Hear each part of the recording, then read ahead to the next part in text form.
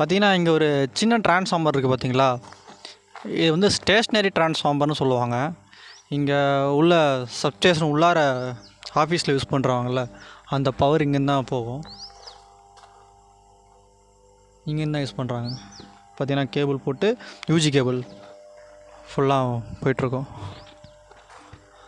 இது ஃபுல்லாக பார்த்தீங்கன்னா 11 kV ஃபீட்ரு. இது பார்த்திங்கன்னா எல்லா வில்லேஜுக்கும் இங்கேருந்து தான் போகும் பவர். இங்கேருந்து தான் பவர் போயிட்டுருக்கு.